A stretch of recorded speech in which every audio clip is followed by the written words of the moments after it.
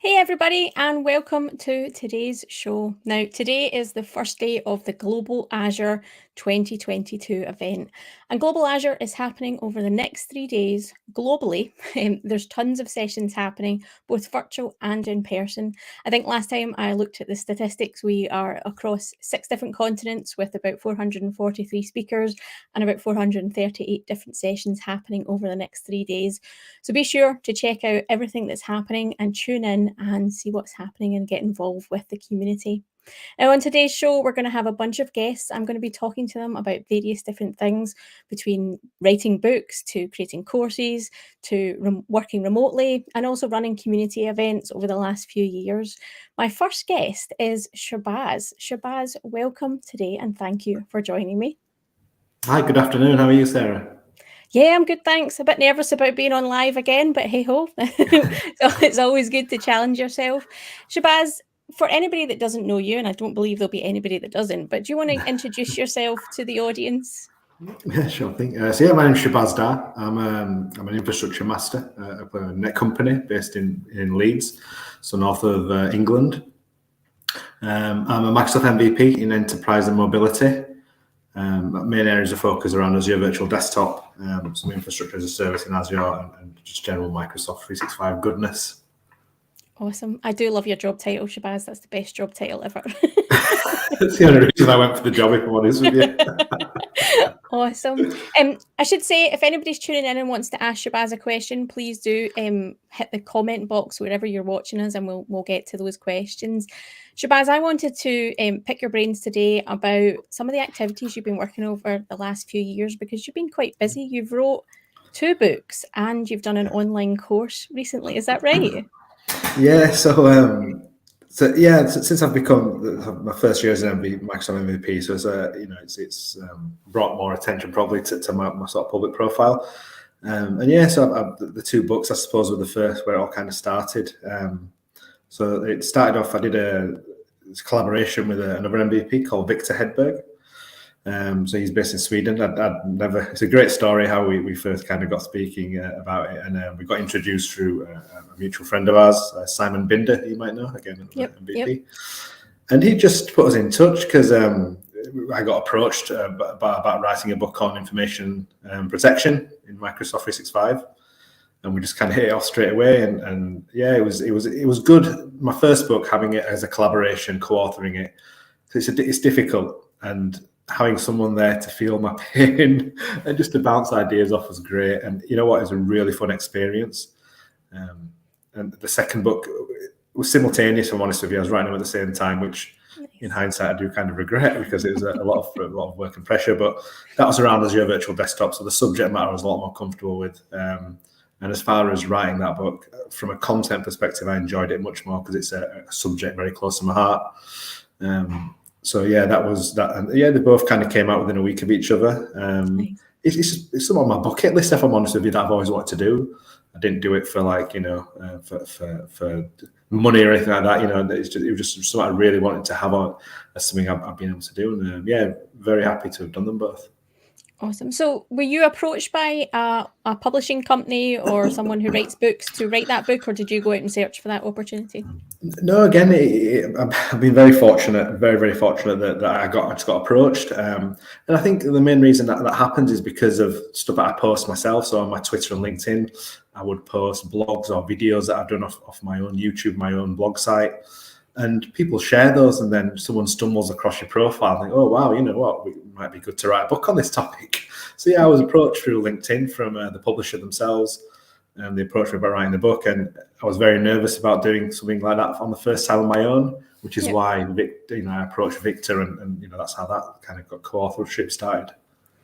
So when you were approached and you said yes, you were going to do that, how did you start to think about the structure of the book? Were you given like chapter headings that you had to write, or was that a blank page and you had to figure out all of that? It was a blank page, but again, because of the 2 books I wrote are both based on Microsoft certifications, existing Microsoft certifications. So essentially, the template's already there for you, because the exam. If you look at Microsoft's exam site, they have a breakdown of the skill set.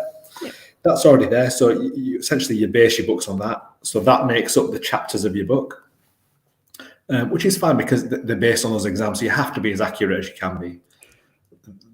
The sort of content, however, that's where it can become difficult because there's a lot of content out there for exam. Microsoft do obviously their own content, and other people do their own content.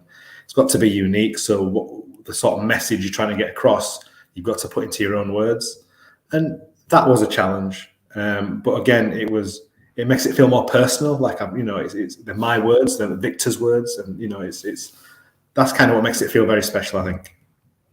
So how did it work with you and Victor? Because you said he was based in Sweden and you're obviously here in the UK, and with the pandemic and everything, I imagine you guys haven't been able to sit down in the same room. Did you have like regular chats, or how did you work? Yeah, so we have it, and we still have it to this day, really. We have a regular Thursday call, and because, again, you build a special relationship when you're going through something like that. We've become very good friends. We were fortunate enough to meet each other at the South Coast Summit. Okay. Was it towards the end of last year? But obviously the book was done before then. But yeah, we had a regular Teams call basically every week, and we'd be on WhatsApp chatting about stuff as well. And it was great because, we were able to review each other's chapters, and give each other pointers. And like I said, even after the book now, we're still having that regular Teams meeting because, we're very good friends now. And, yep. We just talk about stuff just for half an hour. So how long did it take you to write the book? I know you said you were writing 2 at the same time, but how long do you reckon it took you? Was it like 6 months? Was it a week? Like what was like? Yeah, so with the co-authorship one, because we split the chapters halfway, so there were 12 chapters, we did 6 each. You were given deadlines, so you have to meet a specific deadline, and you agree that beforehand. So it's not like they say to you, "This is our deadline. You have to stick to it." They say, "Right, how do these timeframes, sit with you?" And it is about a 6-month process essentially, because you obviously have to do the initial draft, and there's about 2 editorial processes where you have to go through, and then it's such a long process. It's quite an eye-opener actually, especially if you're using images. They have to make sure the images are the right resolution, and when they print, they look right. And there's a lot of stuff like that goes on. So end to end, it was about a 6 to 8 month process from us starting the book and it being published. Wow, that's a lot of time commitment, I imagine, on top of your job and everything else that you do. Yeah, it was. It was some long nights. Obviously, because we all have a day job, but it was some very long nights. But like I said, I don't regret it. It was a good experience. Awesome. In terms of you writing the content, Shabazz, I know you know your stuff, but was there any kind of fact checking from Microsoft, given that you were writing about their technology and towards an exam? Was there any kind of So no, not from Microsoft. There's a reviewer. So obviously myself and Victor, for example, were checking each other's work, but we had a third person who, again, I think Victor knew him, but I didn't know him before then. The third part person basically that reviews it, and they're very impartial and come back and critique your work, which is. I'm fine with it. I don't have an issue with people. I'm human. I'm very open to, I'm going to make mistakes. And it's again, my first book, I'm learning. You've got to be able to take criticism, I think, when you're writing a book. Even if you are, a Microsoft MVP in it and you're a specialist, whatever, you have to be able to take critique. And, it's always put forward in the right way as well. There's never, in my experience, even in the 2 books I've written, there's never been any sort of a negative sort of comment that's been made. You know what I mean? It's always productive and it's there to help. So as long as you can take criticism, you're fine. But there was no cross-checking from Microsoft at all. Yeah. Cool. So see your 2 books, were they both with the same publisher, or was it different publishers that you worked with?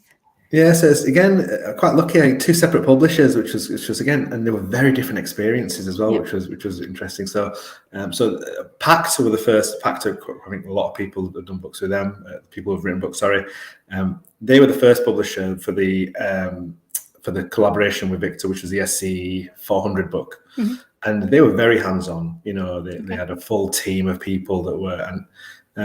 Again, it was a different experience, sometimes a bit micromanagement, but that's how they do it. And it was difficult at times, but again, good experience, and they're very professional. The one with A-Press was the second one. They were very hands-off. They just said, right, here, so these are your chapters. You've got 6 months to write them, or however many months. This is your final deadline. As and when you do a chapter, just send them in and we'll review them. Okay. So I was left alone.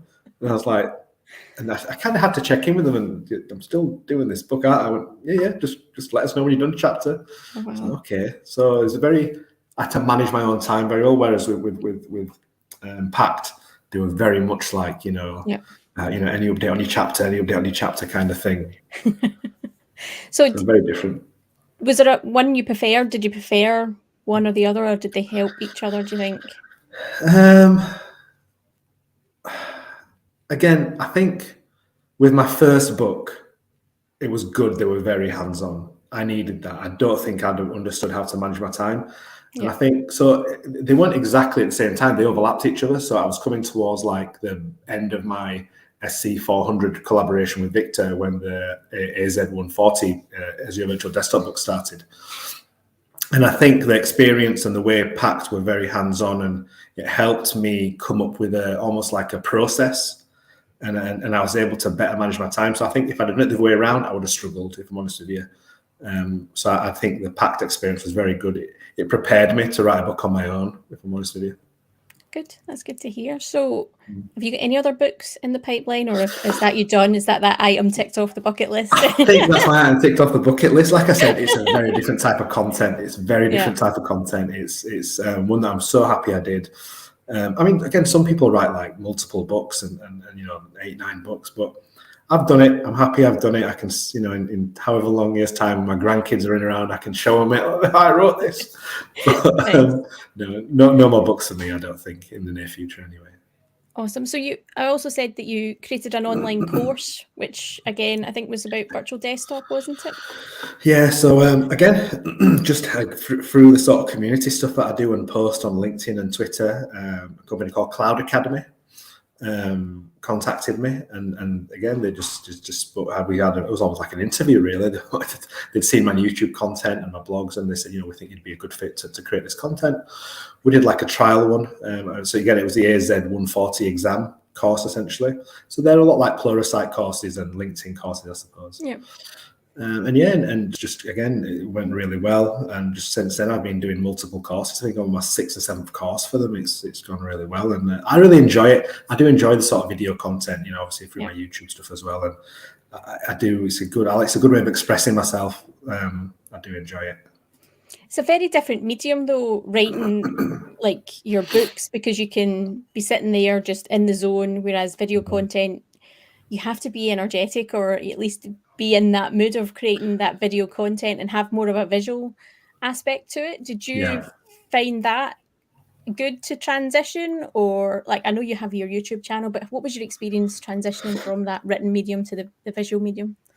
So I find video content more artistic, if I'm honest with you, a bit of an art form, whereas writing a book is very much like a blog. You have to be focused, and you do have to be in the zone, literally, like totally shut yourself off, no distractions, because if it's such a different process. And with video content, like I said, you can be a bit more expressive and a bit more artistic with it. So that's why I probably enjoy and take more pleasure out of video content than I do like writing a blog or a book, for example. So during your video course, did you have to edit your videos? Because I know that's sometimes the hardest bit, listening back to yourself and then critiquing yourself and stuff like that. How did that editing process work for you? So you have to edit them. So you do like a slide deck, and have your template you have to follow, and again, it's based on the Microsoft exam, so you follow the same sort of exam skills matrix that they have on their website. And it's very different because the short videos, so on like one in a module, one lecture might be a couple of minutes. Okay. So you have to be careful you don't go into too much detail. And plus, because I'm not on screen, my face isn't on screen, but you can hear my voice. It's like animations on the screen. Mm-hmm. So I have to make sure that what I'm saying fits the timing of the animation. So it's a bit of a process getting that done. And like the amount of times it's so funny, the amount of times that I've been recording, and one of my kids, I'll be like, literally nearly finished a section. One of my kids will scream in the background. That's a video ruined. I have to re-record it. It's funny. It's life. We're doing it at home, but that's always a frustration. I know. I suppose that's maybe the downside of doing video content, where like if someone outside has got their lawnmower going or your kids are in the background, whereas if you're writing the book, those noises don't necessarily affect the end product. They might distract you, but they won't affect the actual like written content. Yeah, no, 100%. There's one time I remember, and it was doing a Cloud Academy course. That it was really windy outside, and my mic was just picking up the wind hitting my window, and I just couldn't record. It's like one whole night wasted, and I had to say to the Cloud Academy, say, look, I couldn't record anything last night. I'm going to be a bit late this week because of the wind. But like I said, it's just a downside of doing video content. Yeah, it's a learning experience, I suppose, and again, your time management being on point with that, because you never know what's going to stop you potentially doing something, and you need to be aware of all of that, I guess. Yeah, 100%. Again, just learning from it, really. Again, I've learned to manage my time quite well now. I have like a set time where family time is very important to me and you, I'm sure. And I make sure that when I get back from work, or if I'm working at home, I have a set time with my family. And then when they're in bed with my kids, that's kind of where. So I'll be up until 1 a.m. sometimes doing what I need to. But I really enjoy it, and as do you, I'm sure. And we, when we enjoy something, we're going to do it more. Yeah, absolutely. What would your advice be to anybody that wanted to write a book or do a course? Is there anything you've learned after doing the process that you'd love to share with others? I suppose so. I think I've got my own unique style of how I present my content, and I think that's very important because having your own unique style makes you stand out from everyone. So even like my sort of the way I wrote my book was very different. The way it was very lab heavy because I felt like that. So again, I go by my own experience. I'm reading a book. If I'm just reading text after text after text, I don't engage with it. Yeah. So I try to make it lab heavy. So just think of a writing style that you feel you would be interested in. What would you read? As in who's writing? What would I read? What would I want to read? And that's how I wrote my book. And again, with my video content, I just try and again have a unique style of my own. And again, it's mine. Do you know what I mean? I've created it. I know it's Cloud Academy is all the company you're doing it for, but it's my name on it. So I want to make it my own. I don't want to be all similar to someone else's video. Do you know what I mean? The way I got into it was by sharing my content online. Any blogs that I wrote. So power of social media, LinkedIn, Twitter, Twitch, anything like that. If you do anything like that, just share it, and the opportunities will come. Yeah, I suppose to a certain degree, you potentially have to already be in that area before you want to run out and write a book or create video content, because there's a certain skill set or enjoyment that you have to do. Do you think so? Or 100%. So I mean, I have been approached about other books on other topics. Like I think they asked me, "Do you want to do a book on DevOps?" Not really. It's not. It's a great topic, I'm sure. Yeah. It's not something that I particularly have an interest in and know much about. Would I be able to blag writing a book? I'm sure, but why would I want to? It's not something that interests me. Yeah, I think I've had a few people reach out about random topics for books that I have zero knowledge of and don't really want to dive into, because like you say, there's a tight time frame. There's often 6 months, so you having to learn the content and then learn how to write a book, work with it, maybe someone else as well. That's a lot of pressure, I think, putting on yourself. Yeah. I think it is, Sarah, and I'm at the point of my life and my career where I want to enjoy what I do, and I want to enjoy any content that I create. So it has to be on topics I like. Everything I create is on topics I have a real interest in, and it helps make sure the content's good as well. Otherwise, you can tell if your heart's not in it. Yeah, you've got to enjoy it. Otherwise, like you say, it doesn't come across to the audience. So yes, stretch yourself and do new things and stuff. But if you don't enjoy it, your audience aren't going to enjoy it ultimately. That's always the benchmark I would go with. Yeah, 100% agree. Awesome. So yeah, are there anything else that you're working on, Shabazz, that you want to shout out? Have you got Bradford Cloud User Group coming up, or? We do. So we've got Azure Virtual Desktop User Group event in could be here all day. I've got Azure Virtual Desktop User Group coming up in London, where we're at Microsoft office in London on the 17th. Awesome. I think it's an in-person event, and I think we had 40 places, and they're all taken up, unfortunately. But we've got some big people from Microsoft and Nerdio speaking at that event. Okay. And yeah, Brad Cook, we're going to be hopefully publishing the event schedule later on early next week, but there's one coming at the end of May. And I've just finished a YouTube series with Shannon Keane, second collaboration with Shannon. I love working with Shannon. It's so much fun. We have such a laugh. That was on like identity and governance. Again, really interesting topic, one I really enjoy. So yeah, that's just some of the stuff I've been doing. Lots of stuff happening. Well, keep doing what you do, Shabazz. You're a great role model, inspiration to all of us. So thank you for all your hard work. And thank you again today for joining us. I really do appreciate it. If anybody wants to follow Shabazz, his Twitter handle is on his name badge there. So do follow him. He does do lots of great stuff. But yeah, thank you so much, Shabazz, for appearing today. Thank you. Thank you for your time. Really appreciate it. No worries. So in our next slot today with GlobalAzure, we're going back up north to Scotland to a friend of mine and a great friend of mine, actually. Gregor Sutty is joining us, and we're going to be talking about his new job. Gregor, thank you so much for joining us today. Hi, Sarah. Thank you. Thanks for inviting me. How you doing? You having a good day? I'm all right. Yeah, I'm just recovering from COVID, so if you see me taking a drink, my voice is ready to go. So apologies for that. Yeah, I was worried about today all week about my voice holding up. So hopefully we'll last 20 minutes. But yeah, I'm looking forward to chatting to you today. Awesome. Thank you so much for joining us, even being unwell. Gregor, if anybody that's watching doesn't know you, could you give us a quick introduction to yourself and tell us about you? Yeah, absolutely. So obviously my name's Gregor. As you said, I'm from Scotland, so I kind of live about 15 minutes east of Glasgow. I'm an Azure MVP. I am a Microsoft certified trainer, and I work as an Azure architect for a company in the Netherlands called Intercept. I've been doing IT for about 25 years. My background is kind of development, kind of DevOps, data, anything and everything Azure, apart from a couple of things that I don't really do that well, so I try and avoid those topics. But yeah, that's kind of my quick background. Being a dev manager, my last role, and then moved on to be an Azure architect. So I've been doing Azure for the last 4 years. That's a bit about me. Yeah, and your Azure experience, Gregor, is all self-taught or mostly self-taught, is that right? Yeah, all self-taught, yeah. So long story short, 4 years ago I was at JP Morgan, kind of doing I don't know what you call a feature factory, just working on sprints every week and kind of getting bored. And they started doing the cloud stuff, but they were building their own cloud. And I thought, right, I need to get into this cloud stuff. This is where everyone's heading. But their team was they were building their own cloud, and I just didn't see that.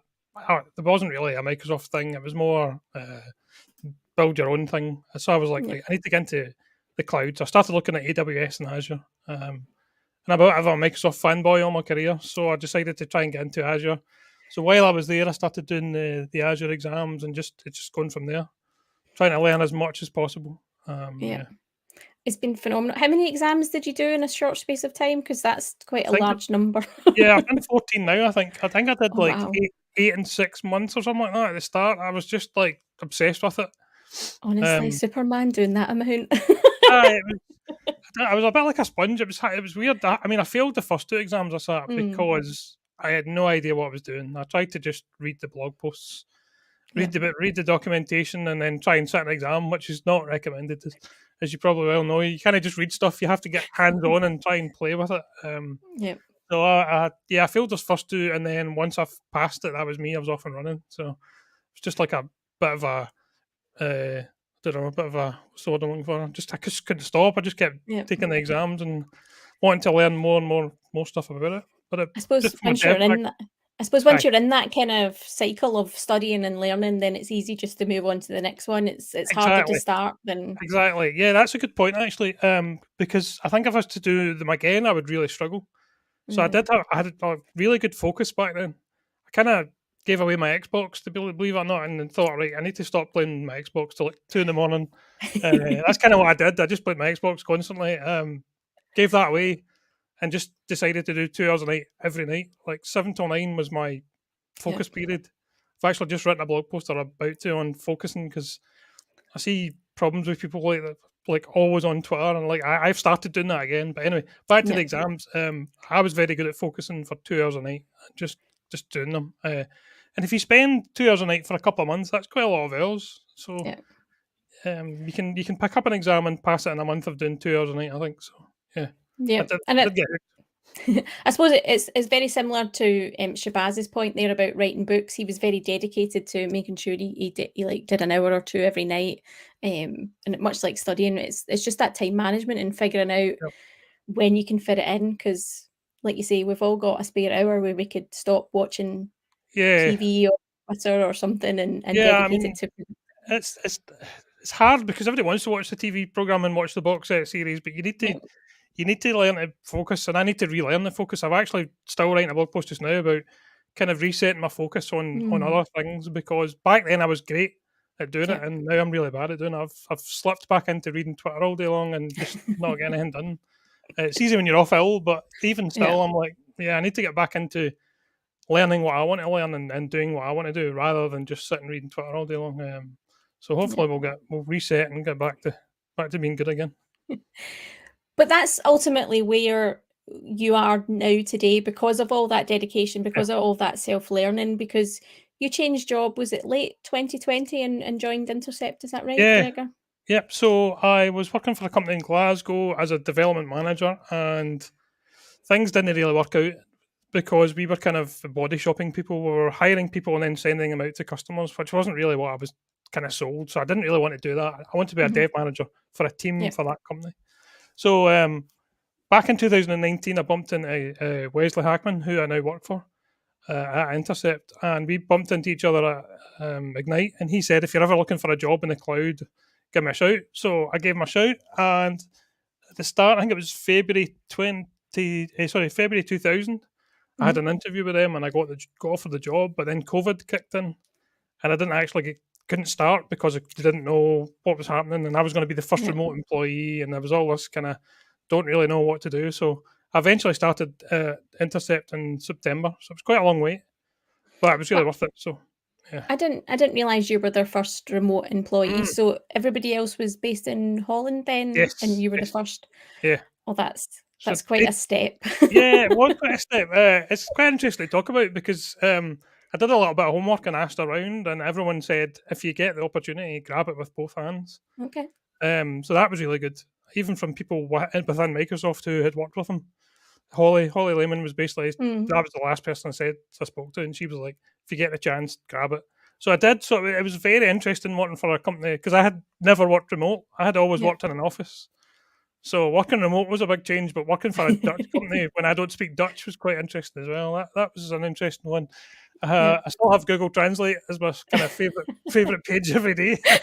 That was really interesting because when I started, like even things like their documentation, their wiki, everything was in Dutch, and I was like, so I thought, right, I'll get the Babbel app on my phone and try and learn it, and I gave up Yeah. because No. it's not.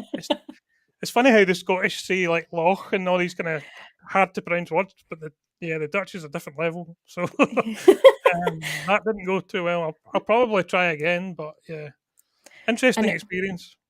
I know, because I can't remember what event it was, Gregor. You and I were on it with Isadora, and she tried to teach us some Dutch, didn't Oh she? yes, And that yes, was hilarious. yeah. That's the kind of thing we're up against. Yeah, like that was some of the easy words. Yeah, yeah. It's been the thing that caught me out. I'll tell you a funny story quickly. If I say 2:30, it's actually 1:30 in Holland. I didn't know that. Like 2:30 is actually half an hour two. Yeah. And the other thing that caught me out was I was doing some work for a housing company, and I was saying 1.500, and it's like that's 1,500, and I didn't know that. The point and the comma, that caught me out, and I was like almost arguing with somebody for like half an hour about some figures. So it's been an interesting learning experience. It's been absolutely brilliant, to be honest. Yeah, really good. We've now got 7 or 8 people in the UK now, so that's Oh, pretty wow. good. Yeah, I didn't it's been realise it really was good. that many. Yeah. So you said that was your first remote job, Mm. which is a challenge in itself on its own. So how have you dealt with working remotely versus working in an office? Because it's very, very different, Yeah, I mean, isn't it? I like to talk to people. I like to chat to people, and kind of, I'm quite good at being that person who glues everybody together and makes the team Yeah. work. So I found it quite difficult to start with, just because I could see when I was talking to people they were sitting kind of going like that because they couldn't quite understand. Obviously, I speak very quickly, Yeah. so I had to slow that down for a start, and then try and explain everything to the max, which was quite interesting. I work with a guy called Ian, and I love working with Ian, but I think at the beginning he couldn't understand a word I was saying, so that was quite interesting. It's been really good. One of the good things about Intercept is Monday, Wednesday, Friday we have a drop-in cafe where for the last hour of the day you can drop in and chat to people. So that was Okay. really good about getting to. I mean, everybody at the start, because I was the first international employee, they all came on, so I got to speak to everyone and kind of just even non-work stuff, just get to know everybody, which was great. So it's been a challenge, but I love it. And I don't think I could go back to working in an office ever again, to be honest with you. I know, it's very strange, isn't I it? think it'd be weird. I've been working from this room for 4 years now, and I don't know if I'd be able to go back to being in an office. Although I did recently, about a month ago, I did go over and meet everyone, which was brilliant, and that was in the office, and that was great. Yep. But it was interesting because I think because I was there and they were all talking to me and I was talking to them, we didn't get any work done that whole week because it was just chatting. So there's definitely pros and cons, but I think I would prefer to stay remote. Yeah. So what things have you and the team been doing while you've been remote? Like you said, you've had your kind of drop-in cafes, but do you have like coffee chats one-on-one with people? Do you have a big team conversation? Like what's worked for you to help build So that? the drop-in chat thing was really great to begin with, but I also set up one-to-ones with nearly everybody when I first joined, because that was good, because I wanted to know, like, what do the salespeople do and who do they speak to, what kind of wanted to know about what everyone did, which was great because they got to speak to me and I got to speak to them, so we just pick each other's brains and kind of get to know each other. So that was really good. That and daily stand-ups and project stand-ups and just speaking to HR and things like that. It's just been really, really good. But yeah, I mean, they're super nice people, the Dutch. I didn't realise how nice they were. I must say that they really are spot on folk. I would highly recommend working for a Dutch company to anyone. Awesome. Yeah, they're really good people. I suppose the time difference is only 1 hour, 1 hour, is it? 1 hour. 1 hour, Yeah, so it's not too much of a... Yeah, it's not bad. Yeah, I mean, when I worked at JP with teams in America and India, and that was quite tricky. I know you've obviously worked at Microsoft with people and even larger, and that must have been even harder. Yeah, that time zones are hard. They really are. Even now, still people ask me, is that, like, when they book a meeting, is that 3 your time or 2 your time? Because they always forget I'm an hour behind. An hour's not too bad. Yeah, an hour's Definitely not. manageable. I think I work for an Australian-based company in Scotland, and there's a massive overlap. There's not a massive overlap, so that makes it really hard for us to cut. Yeah, and I think working for a Dutch company would probably be easier, but hey ho, gotta love the challenges. So Yeah. What's the hour difference? Is it 11 hours or something? Yeah, it can vary because there's several different time zones in Australia, and then when we put in daylight savings and stuff like that, it becomes even more complicated and Fun. yeah. So it's a massive challenge.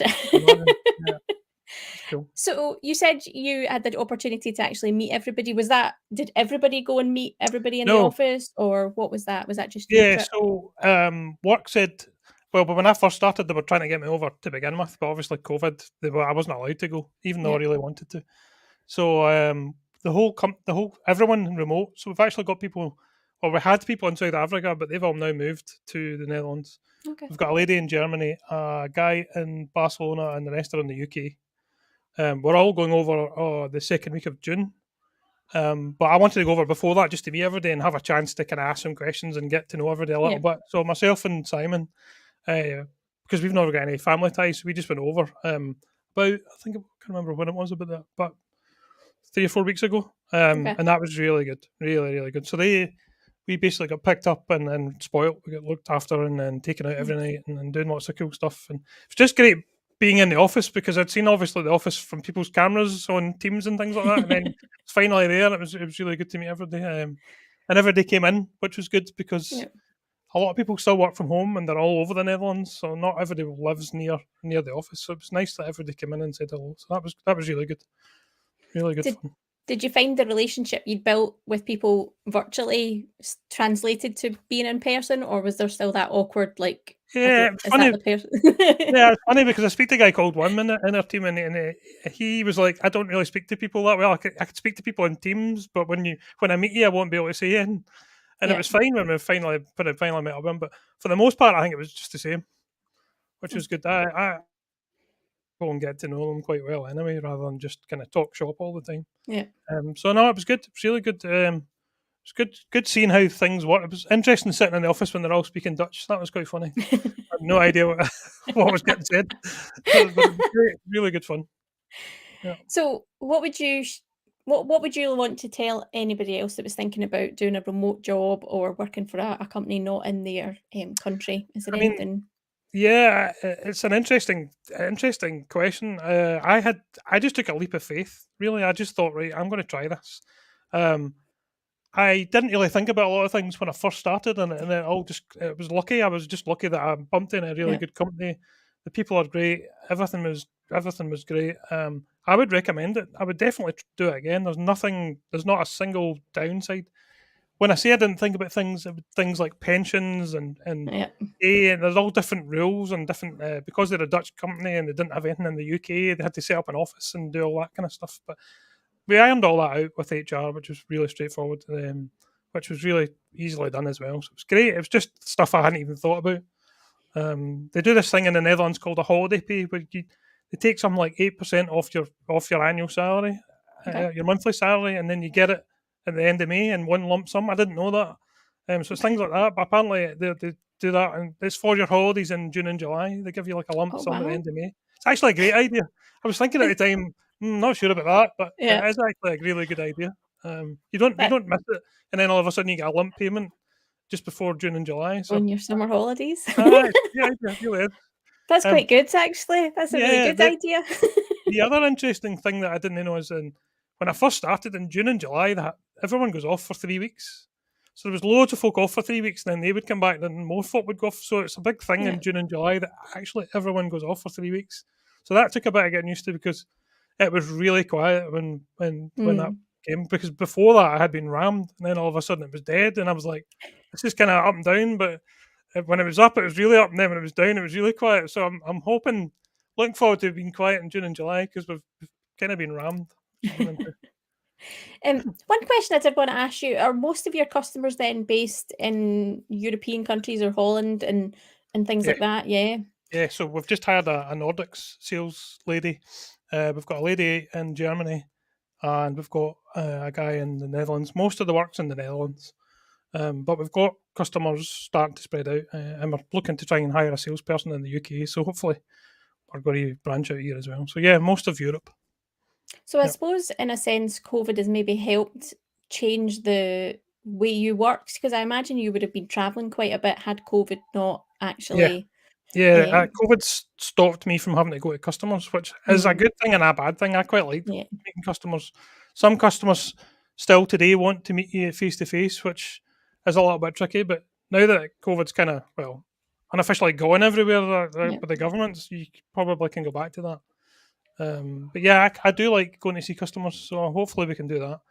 Yeah. And a big part of one of the reasons why I wanted to join Intercept is we do workshops all around the Microsoft offices in the in Europe. So hopefully we'll get back to doing that as well. So it's always good fun. Yeah. Yeah.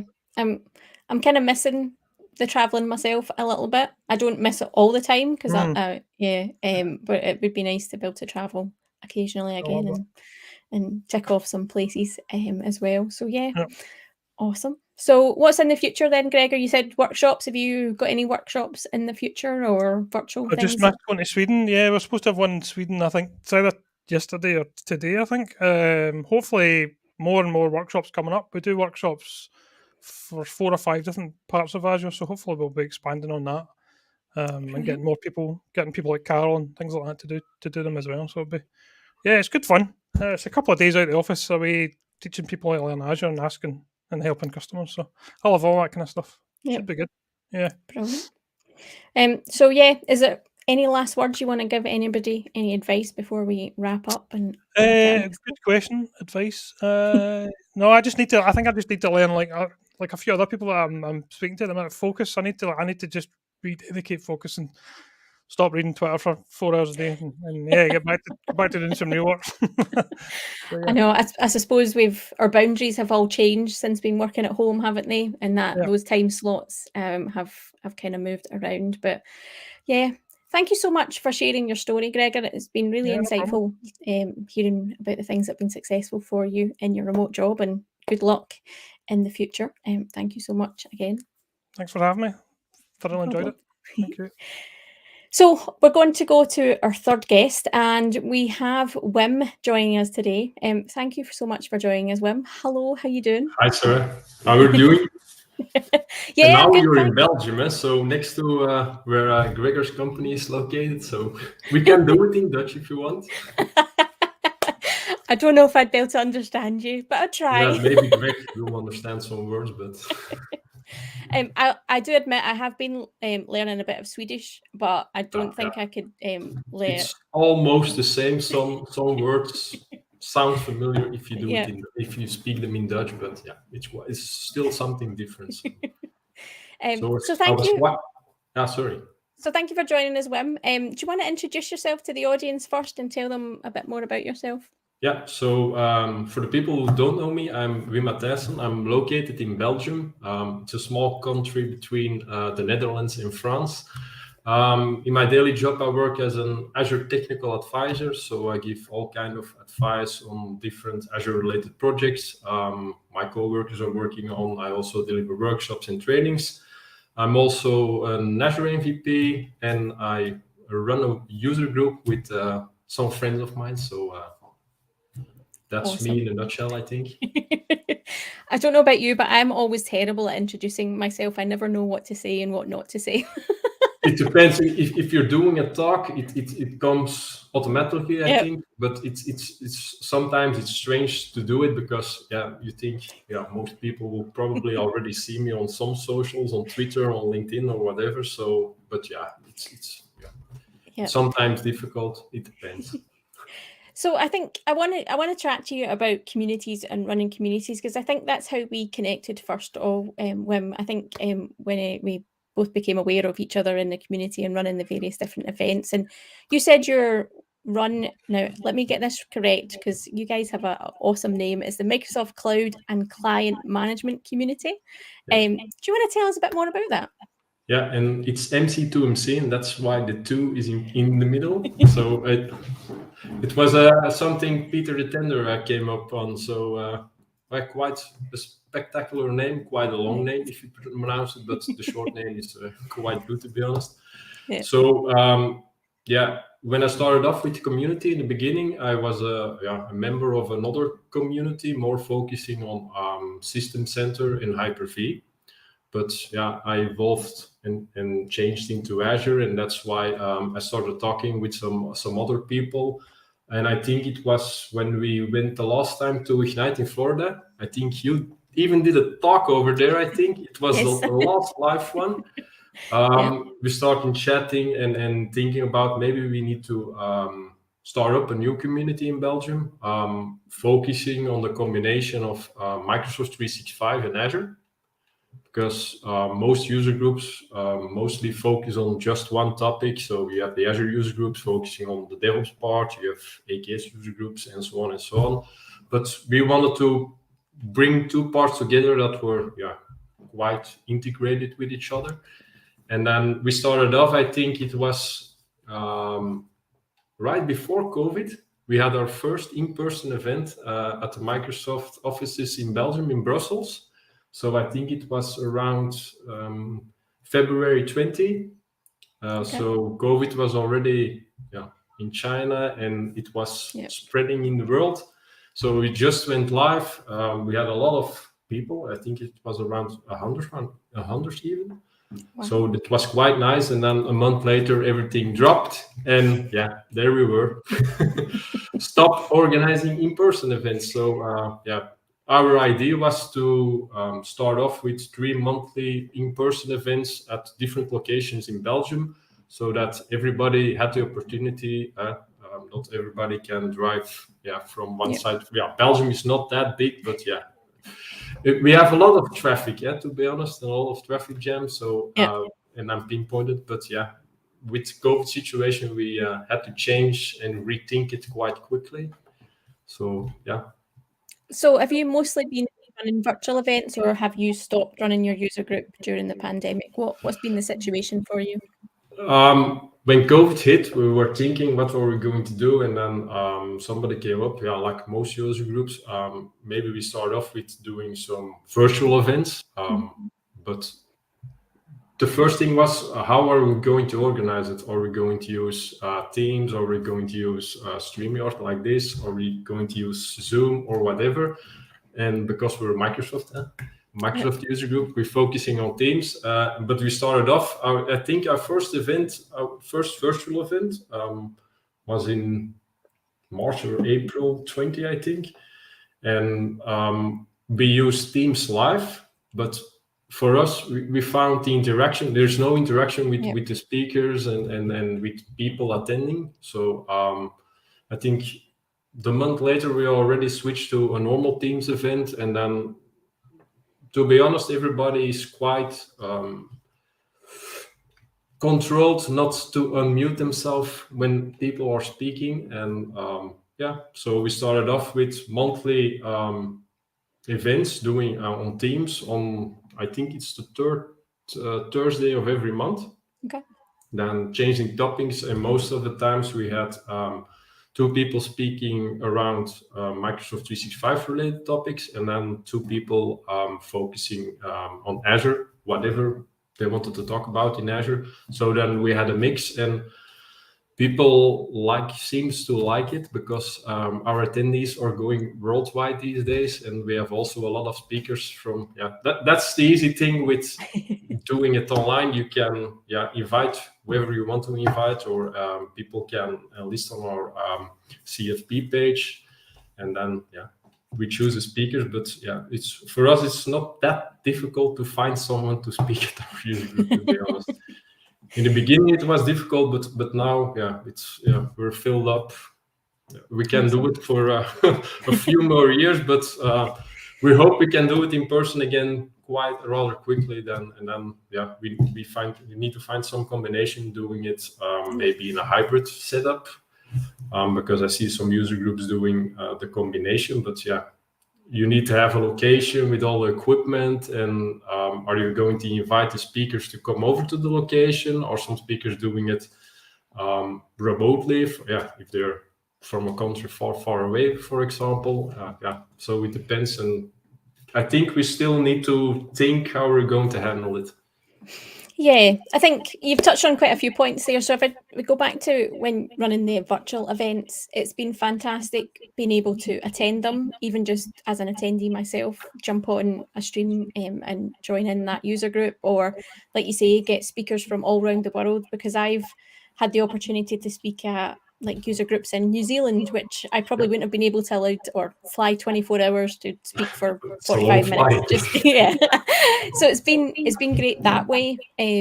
Albeit it's been massively stressful, I think, obviously, because there's a pandemic going on and other things, but it's been fantastic to have that kind of opportunity. I think, like you said, you've found tons of speakers and you've grown that audience. Has, with the going internationally outside of just Belgium people, have you had more interaction in your meetups, or has it still been very quiet, or how's that been for you?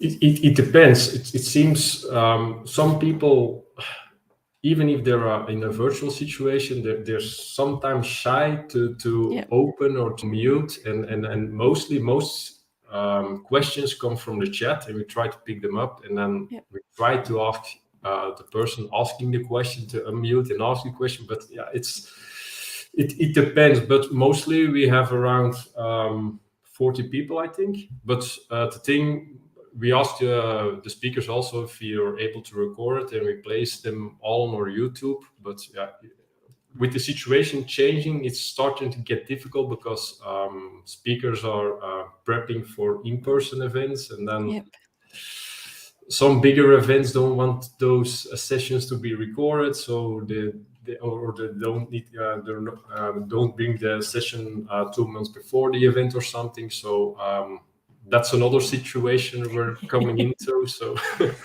it's difficult, but most of the time the interaction is quite okay. Mostly we unmute after the speaker has done speaking, and then if we pick up some questions in the chat, we ask them themselves if people don't want to ask it or don't want to mute. But yeah, I think for me, at least, the interaction part of the user groups is probably the most valuable. Yes, I love to hear people come and speak, and I've heard fantastic topics and things like that, but those after chats over a beer and a slice of pizza and making those connections and just sharing the fun stories of what your day's been like or whatever with each other, those are the bits that I love, and I wish we could find a way of translating that more in the virtual world, because I don't think anybody has the right answer to be able to have that collaboration. I know we've got things like breakout rooms inside Teams and things like that, but that feels very forced a little bit. It's strange. We also have something after the speakers have gone. We have something, bring your own drinks, go to your fridge, pick up your drink and try to have a chat. But it depends. Sometimes some people hang around, you were chatting and talking for an hour, 2 hours, but sometimes everybody drops out because we also do 4 sessions, so it's quite some time. It's quite long, 4 to 5 sessions, so it depends. But like you said, with the in-person events and especially with the user groups, so you have the interaction, you have the drinks, and people are less shy to ask your question. They don't need to ask it in public, but they can go to the speaker and ask their question directly. And that's, for some people, it seems to be easier, I think. So let's hope we can start kicking off those in-person events again. Absolutely. So you said you were hoping to go back to in-person. Is that something you've got planned right now, or is that something that's still... It's a surprise. Normally we will have something. That's okay. We're planning something for in June, so it's in the works. So like you said as well, though, it's figuring out whether you go back to just being in person and just go back to the old way of doing user groups, or whether you figure out how to put a camera and microphones and stream it and have that kind of interaction. Have you thought about the logistics of doing that at all, Wim? Or I think if COVID stays away, let's hope. Normally we will do something in live or in a hybrid setup every 3 months, and then maybe in between we can still do something virtually, and we can invite the speakers who are not able to come to Belgium, because we're still a user group. We can't fly in everybody because that costs some money. If we have some sponsor first, if you maybe want to plan, we're also thinking maybe of planning a day event, and that's something else. Then probably you need to look for sponsors, but that's a complete other setup and a complete other planning, and there are a lot more things you need to think about, to be honest. So setting up something virtually is then quite easy to I think so. Here in Glasgow, and the user group I run with Gregor, we did an event last month, a few weeks ago, and we just had a few people in to get the feeling of how do we organise an in-person event again, and we're doing one in June, and trying to figure out the logistics of, if my speaker's remote, can the TV or projector give enough sound, and then how do we interact with them? How does the speaker see the audience? How does the audience ask questions? There's lots of logistics around figuring that out. It's really easy here because I've got my camera and it's all set up, right? And it's like, does the venue have good Wi-Fi? If not, does it have Ethernet? And then I think from my point of view as an organizer, there's quite a lot of effort that would go into doing those hybrid events, and it's whether there's any benefit necessarily to the user, the community, doing it that way or not. I don't know if you guys have had the same thoughts around it, or have I overthought it, Wim? The thing is, I think if you do it hybrid and you're still a user group, so I think people don't need to pay for their ticket. Even if they need to pay for the ticket, probably their work is paying for the ticket or something. I think people are, I will subscribe and I will come, and then you organize something at a sponsored place or something, and then just 20 or 30 people come up, and you were planned to have around 50-60 people. Yeah, we need to see how it's going to work, and if people, it's a switch for everybody. Everybody was used of sitting in their house for 2 years almost, so I think not everybody come out that easy, and especially if it's in the evening, because user groups mostly are after work, and we'll see when we organize something for the first time. And to be honest, I'm quite surprised also, because on Saturday I also do a talk for a German user group, also for a GlobalAzure, and they're doing the hybrid setup. Okay. So German speaking people are going over there, and I think Carlo and myself will do it from our home office. Yeah. So I'm quite curious how that's going to work. Are people able to pick up a mic and ask a question directly? And do we see them projected somewhere on our side? Yeah, we'll see. So I have the same questions, but I think we just need to go with it, test it out, and see whatever best works, I think. Yeah, absolutely. So running the user group, I found that I've had to learn random things like how to create graphics and create banners and weird, strange things like that. Wim, what strange skills have you had to learn running a user group, do you think? So creating slide decks, creating pictures with the speakers on there, all those things. How do we need to get something like a virtual ticket so people can accept? But how do we need to do it? Some use Meetup, we use Eventbrite. So it's all those things. Setting up the website, see that everything interacts with the website. So the Eventbrite is on the page, the tickets come in, we have a mail flow behind it. And luckily we're a mix of people with different skill sets, and that kind of really helps. And nice thing is somebody new joined our board some months ago, and he's more into the Power Platform, so probably he will learn on some tips and tricks around that also. So maybe we can automate some things in a more easier and more sufficient way than we're doing it now.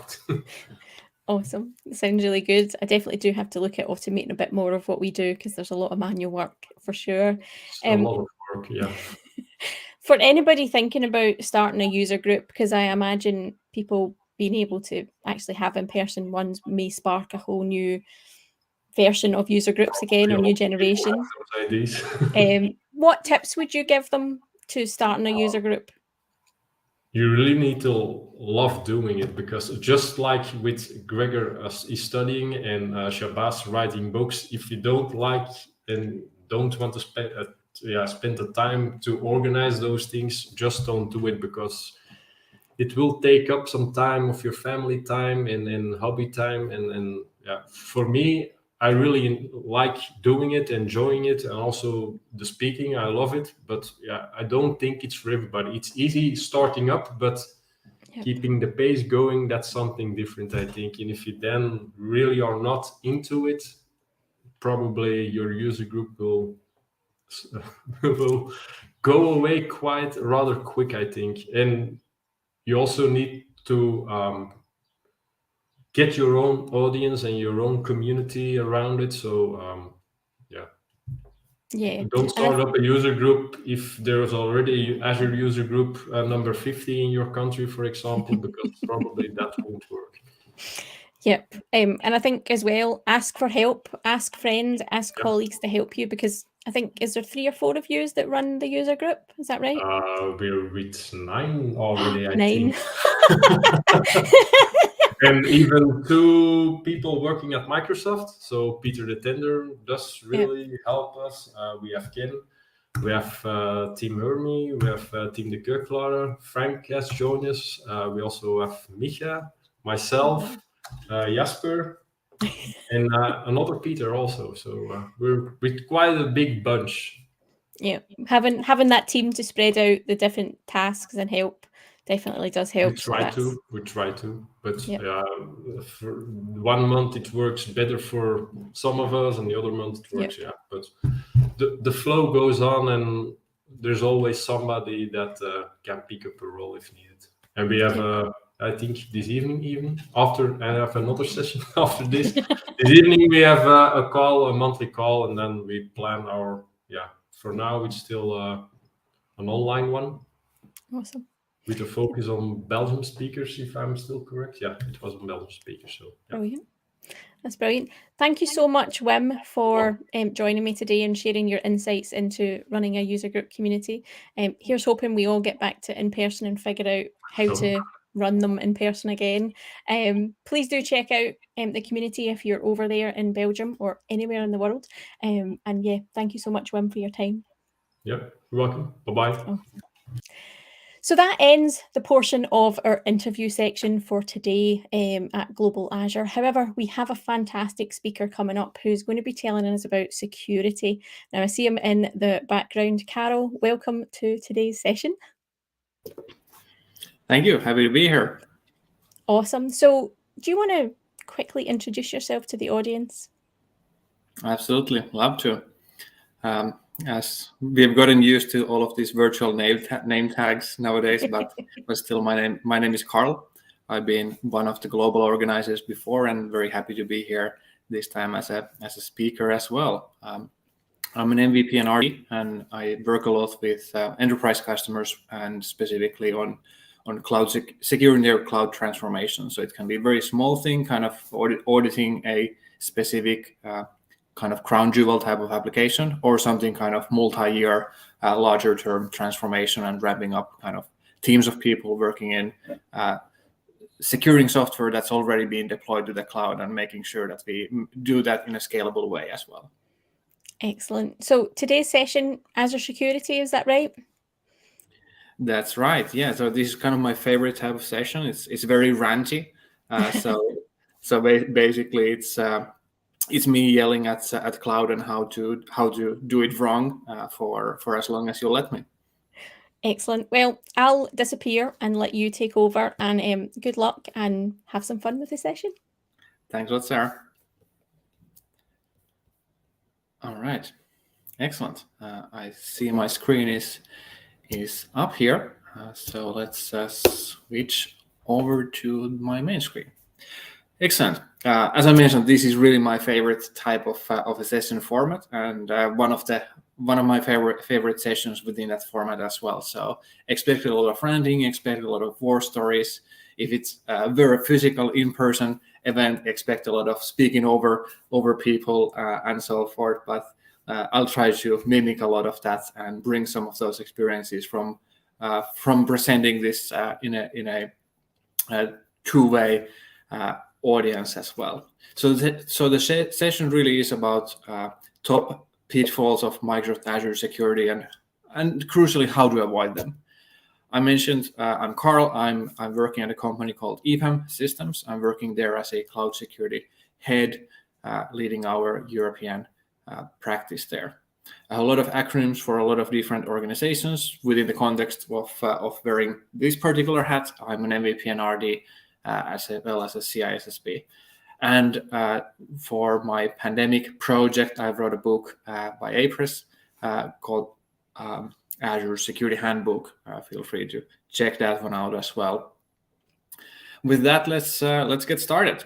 So basically, kind of no show of hands in this type of format, but it's actually quite a common misconception that I like to a myth that I like to bust as well, is that actually based on a lot of research, misconfigurations of cloud services are actually the top reason for an attacker to gain entrance. It's not a fancy 0-day or something that you'll read from the top page of your RSS reader or Twitter or whatever you're following your news from.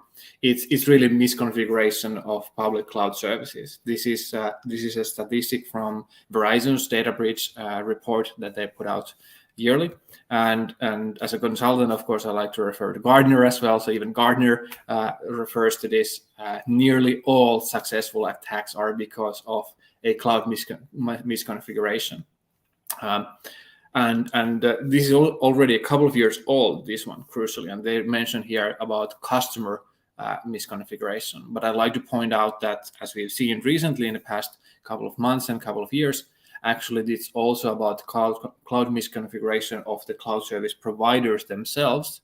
And while it's sort of similar to 0 days, in those cases, it's a little bit more crucial to look at understanding how us as customers are using the cloud. How are we reacting to that? Do we understand what is our part of that shared piece of responsibility of security?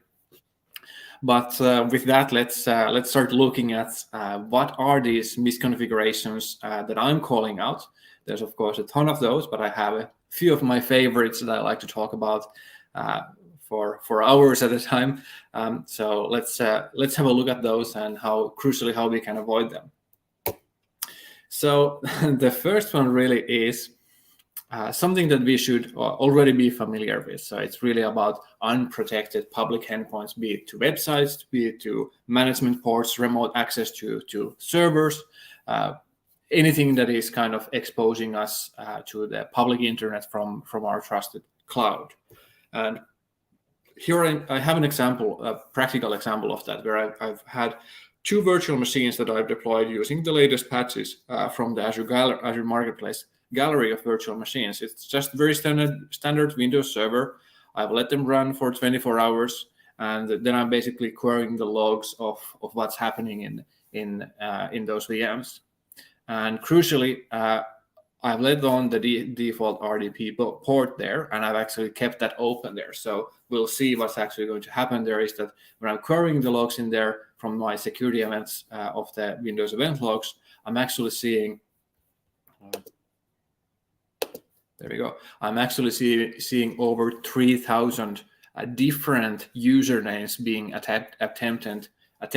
So these are failed login attempts that I'm listing here. So I had over 3,000 users that have attempted to be signed in. And if you look at this, some of these default names like administrator and admin or Swedish administrator, these are all logged in thousands of times. So actual failed login attempts are actually tens or hundreds of thousands, not just these 3,000 over here, which is in itself already quite a massive number.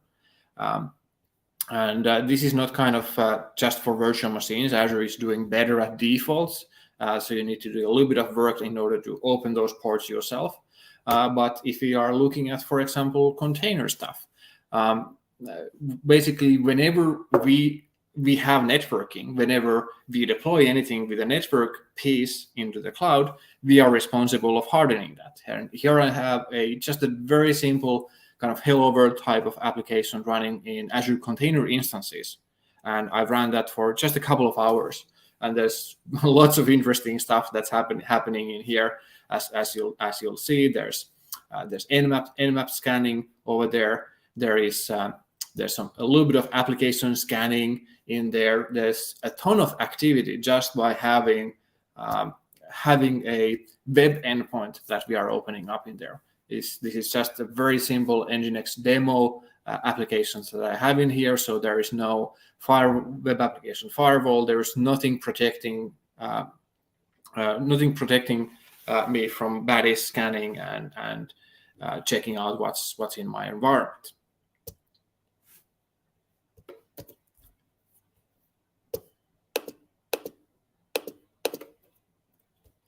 All right. So what can we do? Well, we can do a lot of stuff to protect us from these unprotected public IP addresses. Basically, as I mentioned, anytime you have networking, anytime you have a public IP address that you deploy, that means that you manage it. That means that it's a risk, and you should carefully pause and think of what are you doing, and is it worth doing? Maybe grab a cup of coffee and talk to your colleague and think about, is this really necessary?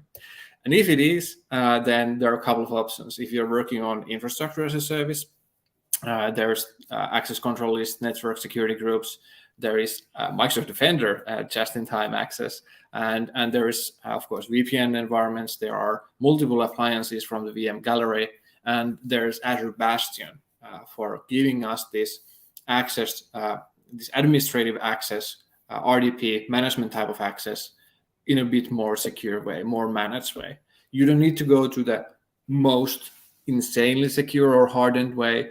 Every bit of movement to a little bit more secure way in this perspective is very helpful there. Even if it's just a static IP address filter that you have, that's already just tremendously better than what you have when it's completely unexposed. And the same goes on with platform as a service side.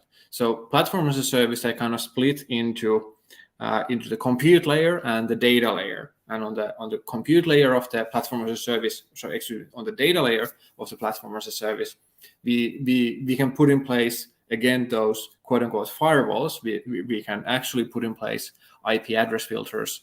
We can put in place service endpoints, which prevents us from being accessed outside of Azure. Again, not perfect, but already covering a lot of ground, already getting us that bit better. Or we can go all in, we can use private endpoints, we can use different, more expensive services and more complex to deploy services in there as well. And that is then true on that compute layer as well. And here I have an example on what could it look like in the platform as a service side on the data layer. So basically here I have just the quote unquote firewall, so the network access list of my storage account. I can put in my IP address ranges that I'm allowing. There is a limit there, so it's not kind of for your biggest teams or for your kind of public usage, but still it's really helpful. You can put in virtual networks there. You can start adding VPN. You can start gradually adding network controls there bit by bit. But if you are using your storage account, for example, to serve publicly accessible content, blobs in your blob storage, for example, you might still need to grant access to some sort of users that you don't know upfront where they're coming from. And that's where these SAS tokens come in. What's relatively new since the product itself was announced way over 10 years ago now, is that now we can actually add, whenever we are creating these SAS tokens, which are basically limited time use or limited time use tokens for us sharing access securely from that storage, we can actually add IP address filtering already within that SAS token creation as well. So that's an additional measure, even though this file itself or blob itself will be publicly accessible. There's that additional bit of granularity for our access control there. So quite beautiful, and something that's a little bit lower impact compared to, for example, enforcing private link throughout everything that you are doing.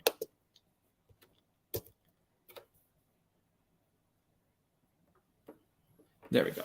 And let's move on to the other pitfall that I'm very happy to talk about, because this is something that keeps on getting back. Another thing that we are really supposed to know, that we are not supposed to do this, but yet we are doing this. Basically, wherever I go, any size, any type of customer, any type of project, new or old, big or small, there's always some sort of beautiful broken authorization within that management plane of Azure. So what does it look like? Well, basically, it can look like everyone being an owner, or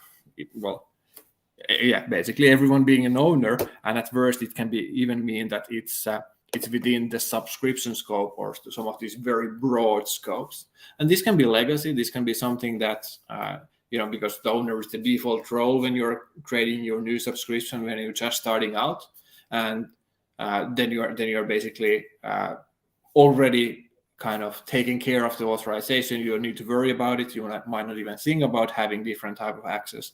If you're coming from another cloud platform, you might not even have the similar type of concept that is so tightly enforced on this identity and access management side on Azure. So you might not even realize that you're acting in basically what is an equivalent of a super user or a root. And whenever you're then onboarding new users to that same environment, quite often I see the anti-pattern of just giving everyone the same access that the first person had. So kind of the anti-pattern of role-based access control, because if everyone has the same rights, then it's not role-based access control. And what's wrong with that, of course, is the owner can manage user access.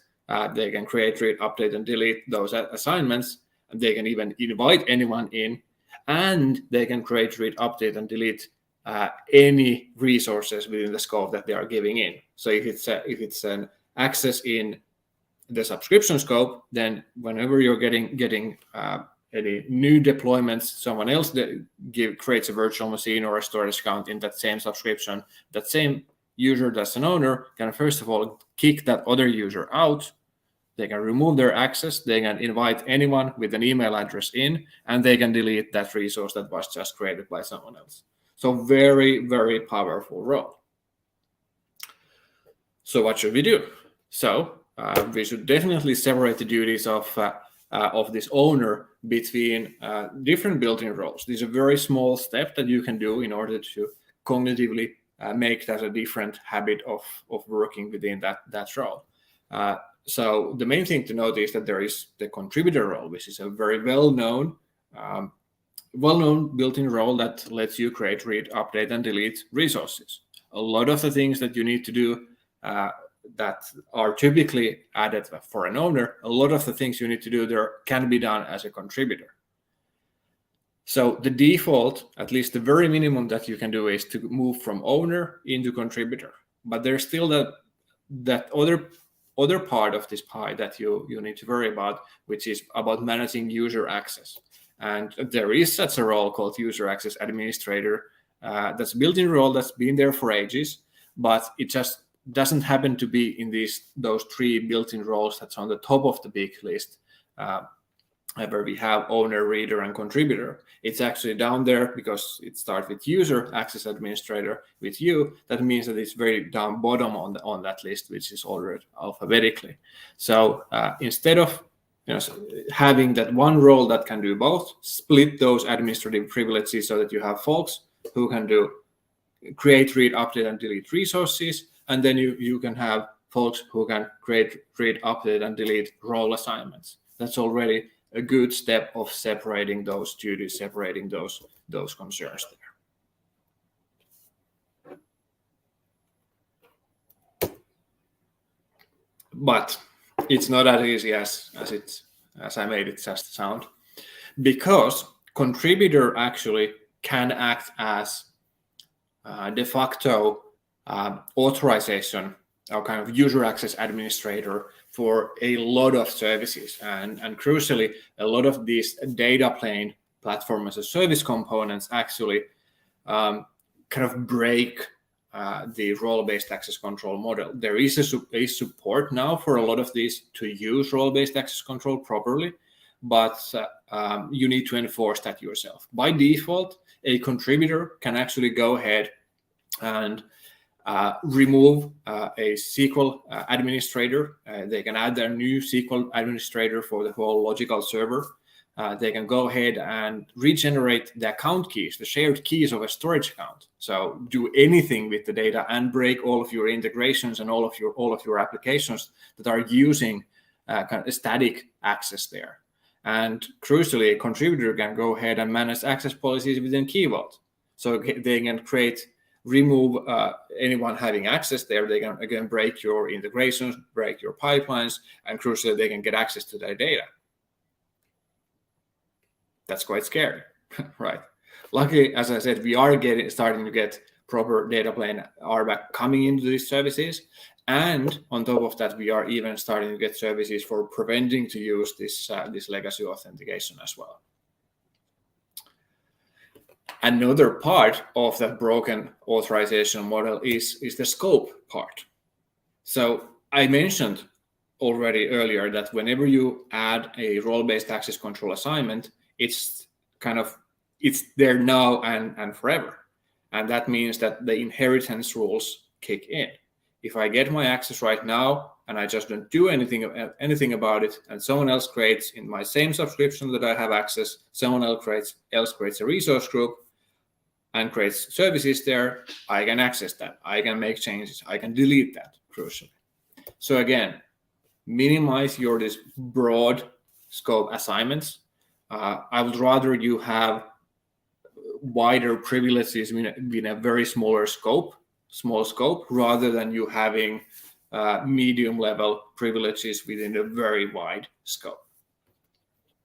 And yeah, at least against subscriptions, prefer resource group assignment. It doesn't help you on everything. You still have denial of wallet opportunities there, but it still gets you a long way. So really minimize the subscription scope assignments and realize that if you have static role-based access control assignments, then those will be there until you remove them. Those will have to be evaluated whenever you are making any new changes in that environment. All right, let's switch gears. We talk about networking, then we talk about authorization. Let's talk about audit logging then. And the third fail and pitfall that I really see that a lot of projects fall into is missing audit logging altogether. And I don't mean having kind of insufficient level of logging in place, not verbose enough, but I mean really missing audit logs, because most of those services actually don't emit any of those audit logs by default, or if they do, there might be some retention times that are not necessarily enough for you. Azure activity logs, ARM activity logs, for example, are there for 90 days. We have the logs, but only if we get to access them. But crucially, when we are talking about the configuration of services, things that we can't move, like those activity logs within that 90 period of time, we have services that sound very security focused, like a key vault or a web application firewall that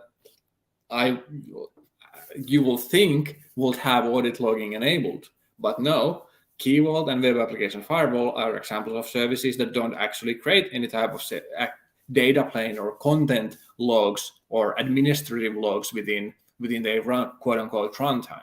You only get the ARM level logs, and you might get some metrics from Azure Monitor, but you don't get to see the detailed activity within those logs. So that is, again, crucial to note that it's not just creation of these services themselves. You need to couple that with creating that, emitting those logs and storing those logs somewhere. That's when you're thinking of this from the kind of infrastructure as code perspective. If you just want to see how this is done on the UI side, it's very simple. Audit logs are enabled by going something into this teeny tiny place called diagnostic settings. Settings, not even diagnostic logs, it's diagnostic settings. And we are going to add something called a diagnostic setting. And that's where we finally actually get our audit events and then also some diagnostics with our metrics. So it's a little bit hidden if you don't actually go ahead and read the docs. If you just want to explore the UI, you might miss this bit. And once you click on that adding of those diagnostic settings or creating those logs, that's where you actually can then select the types of logs that you can create. And this now is different from each type of service that you have. A web application firewall has different types of logs than a key vault, etc., etc. So for all of these, you need to understand what are these logs and which logs do I need to actually listen to. For an Azure App Service, the types of logs even differ by the pricing tier that you are using. So you need to be very careful when creating those logs. It's not just enough that you have a diagnostic setting. You need to check which types of logs you are actually emitting there. And then the part on the right, which is where do you send them? Do you send them to a storage account? Do you integrate through an event hub into whatever you are using as a CM somewhere else? Or do you store them through a Azure Monitor or Log Analytics workspace there?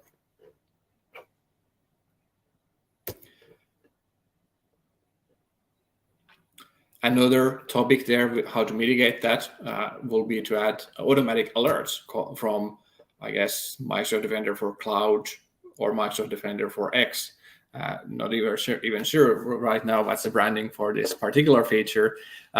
But basically, if you enable Microsoft Defender for each of those services, like Microsoft Defender enabled for Key Vault, then you get access to kind of custom alerts or automatic alerts based on actual utilization. So for example, for a storage account, here are some types of alerts that you'll get. You'll get an alert where someone is accessing that from an unusual location, when there's a potential exfiltration of data, maybe something a little bit unusual is happening in there on the actual usage. Definitely recommend looking at this. Even if you don't onboard those into Sentinel and have a ton of people in your organization looking at them, you as kind of, if you're wearing multiple hats in a smaller project, you can already take an advantage of this. And here, I guess, just for convenience sake, I have a different branding name myself here, but here's just an example of what those logs might look like. Here's an example of unusual operation pattern in a Key Vault. This might be something that we might want to have a look at. And all of these logs, these alerts, we can actually take away to that modality that works best for us. We can, for example, take those to the Azure application that you have on your phone, if that's your thing. We can store those outside in our Slack, Teams, whatever we are using.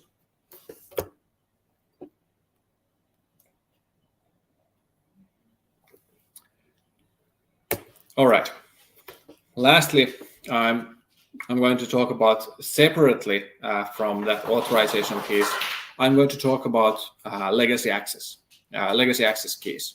There are different types of key-based and other legacy access control methods within Azure services, especially the ones that have been around for a long time, or that are typically used for kind of just fire and forget type of situation. Just give me a connection string and I won't bother you anymore type of approach.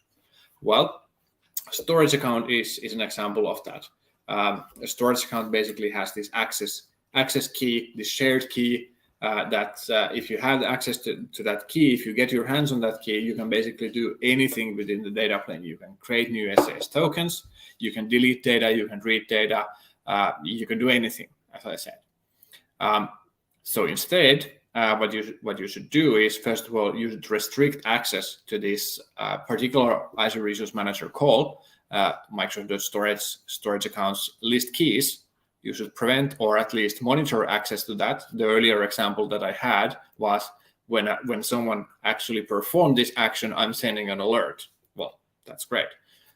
What you should do as well is use data plane RBAC roles. You should use, if you're using an application, use service principals or managed site entities and grant data plane roles for that. If you are granting access to people, then you should use, again, role-based data plane roles. And there's now also automatic key rotation that is available for us programmatically for rotating those keys if we really have a legacy system that we can change that needs to use these shared keys or legacy type of authentication. And there's even a neat little radio button that we can actually use that lets us prevent this shared key access, this legacy authentication, specifically for a storage account.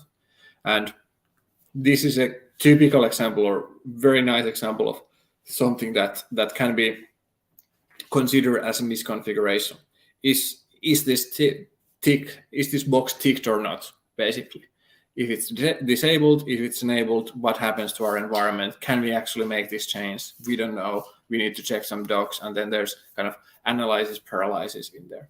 What you can do, you can manually go ahead and fix what you currently have. You can make those changes into infrastructure as code, but you might still have some drift. Basically, what happens until next time we come and look at this, if this box is ticked or not. And that's where basically these cloud security posture management tools like Microsoft Defender for Cloud kick in and help us automatically check these using, for example, Azure policies. Other way of looking at this will be to scan periodically, more actively on our side, either the actual runtime or scan the infrastructure as code that we are using, for example, a static application or static security scanning tools made for IAC. But basically, the benefit of this is that instead of needing to dig into the logs that might not even be there for my storage account, when I have this actually enforced in this disabled mode, this means that only people who access my storage account using Azure Active Directory can get in.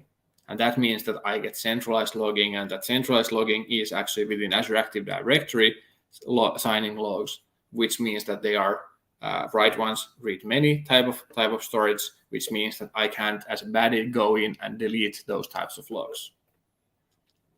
If it were something else, I could go in and delete the diagnostic setting, for example. So here's just an example of how that would look like from an administrator perspective.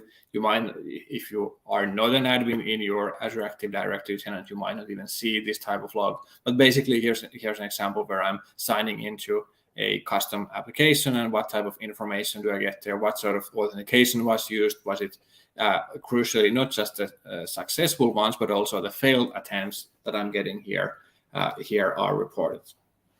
Very neat, very neat. What else I can do overall? I can take away all of the places where I will typically use creds. I can let my users sign in using Azure Active Directory, B2C or regular Azure AD. I can let my web application use a managed identity to fetch data from, for example, that storage account or my relational database. And my admins can even use their local endpoints to actually work with this through, for example, Storage Explorer, again using Azure Active Directory. So no creds, no legacy authentication needed for any of these type of scenario here. Of course, this only applies when we are building something new, but again, small incremental changes there.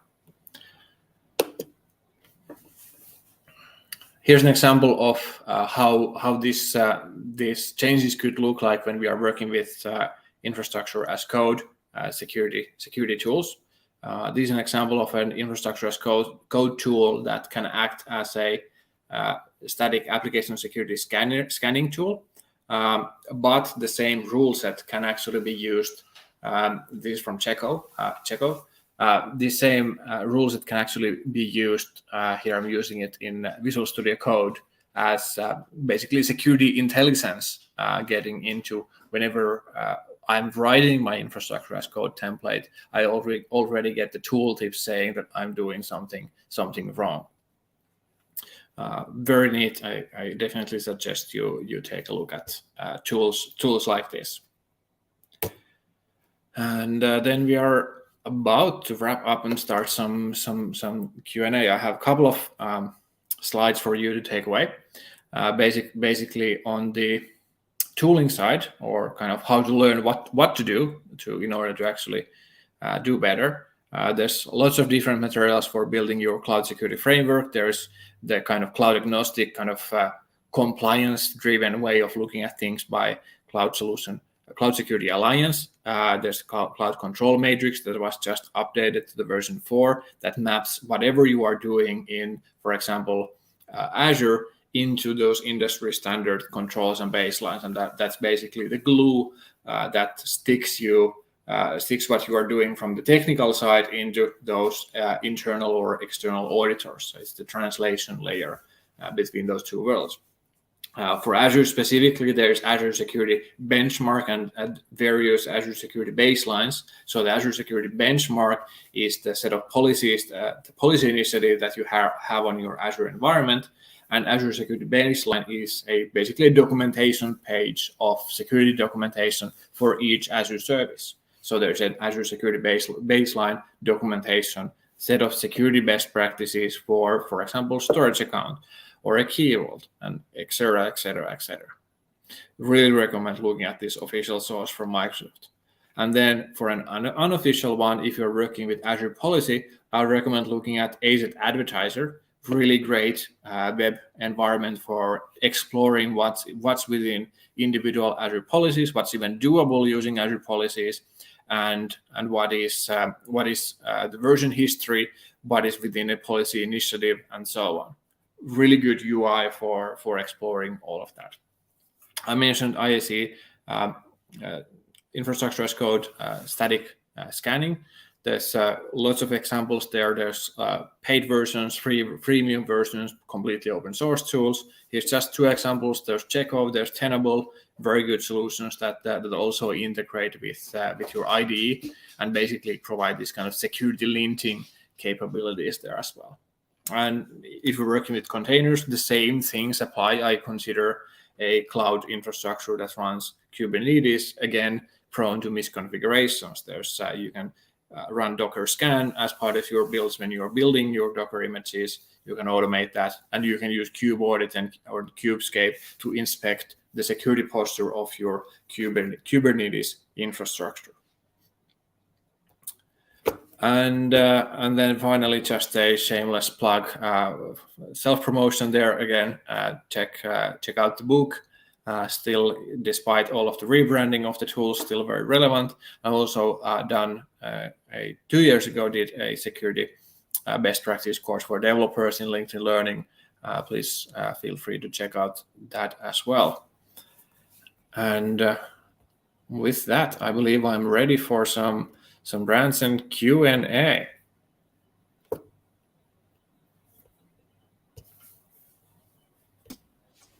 That was really good, Carol. Thank you so much for that session. Lots of interesting gotchas for people to watch out for. I wonder, could you share, without naming any names, the worst customer scenario you've ever seen and what impact it had on them when you discovered it?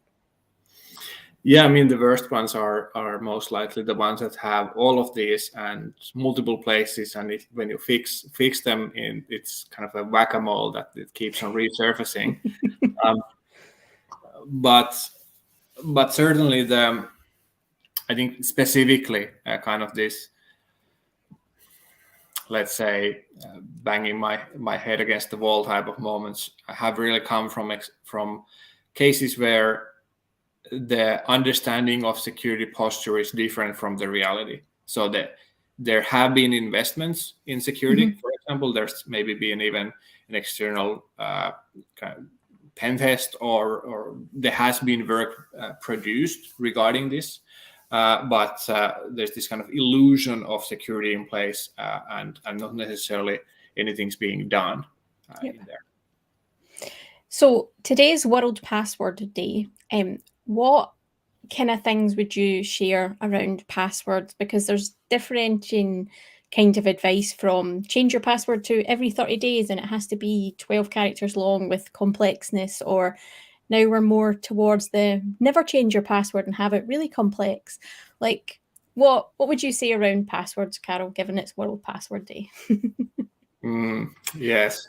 Earlier today, I was doing a little bit different focus session regarding not when we are building something new, but when we are dealing with existing IT assets and infrastructure there. And I was looking at this from the perspective of what can you do in a kind of low-hanging fruit perspective right now if you are really scared of what's happening in the world right now and want to get at least some quick improvements right away before you maybe add some of those more complex ones. And just adding MFA adds a ton of it does impact user experience, sure, but it basically raises the barrier of entry in a lot of cases. So not just for your administrators, but just adding MFA in place for all of your users. It's very powerful. You might require kind of change management and communications help in there, but that's a good start that you can do right away. And then you can also start implementing, if you are using Azure Active Directory, for example, you can start using stuff like Azure Defender for Identity and whatever these names are now again. But basically, there's lots of threat information that Microsoft incorporates into all of those sign-ins. There's the users at risk information. There's basically additional risk context that you can add for each of those sign-ins. And basically, you can start building conditional access policies You can go very deep. So, for example, you can enforce using Azure Active Directory.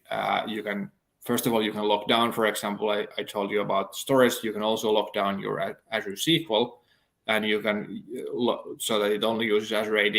And then you can add a conditional access policy enforcing, for example, coming from a corporate device, or enforcing MFA, or a ton of additional complexity. But that's kind of a small subspace of everything in there. For everyday users, having MFA in place might be painful at first, but especially if you add a little bit smarter MFA that kind of doesn't prompt you every time, but only when you change, only after a certain period of time, or when you change your location, device, all of that, that's certainly helpful there. And I would rather have MFA than enforce users to an arbitrary kind of password length and rethink a new very complex password every 30 or 90 days. That doesn't really help, and that's not something that is being recommended by industry best practice anymore. But it's kind of seen as something that, hey, now we are raising from 8 characters to 25. Now our exponential improvement on our security posture. That's not really it. Yeah. So thinking towards some of the resources Microsoft provides for their customers, so things like the Cloud Adoption Framework and the Well-Architected Framework, there's fantastic amounts of information and knowledge sharing in those resources.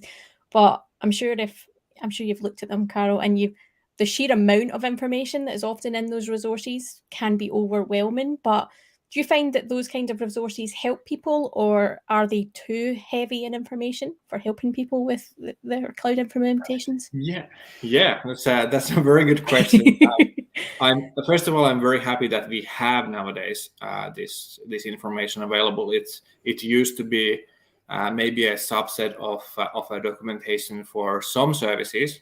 Thanks to a lot of these improvements that we've seen, we've had programs like Well-Architected Framework and Cloud Adoption Framework and the Azure Security Benchmark, which are all kind of adjacent to each other.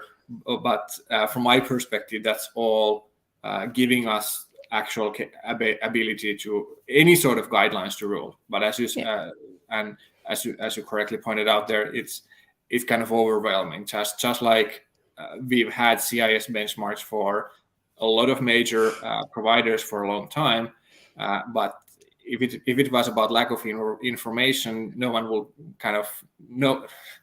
I mean, it's just absurd. Like, you can't harden or you can't keep up with all of those benchmarks all the time. So you need some sort of guidance. The secure score and this kind of gamification that Microsoft is putting into Microsoft Defender, for example, that's a good way of getting started. And obviously, as a security person, I'd like everyone to do kind of some threat modeling and have an understanding of the risk of their application, their users, their business, and the overall enterprise security architecture. But especially if you're the only technical person in your whole organization, that's quite a tall order. You really need to do some features as well, and some operations, and so forth and so forth. Yeah, absolutely. Now, thinking towards customers who are new to the cloud, who are just venturing into Azure and are moving away from the on-premises world, you actually spoke about some security potential pitfalls that they follow when they go from on-prem. Like, we all had domain admin on-prem, and you were saying like everybody gets owner or contributor when they join this Azure subscription.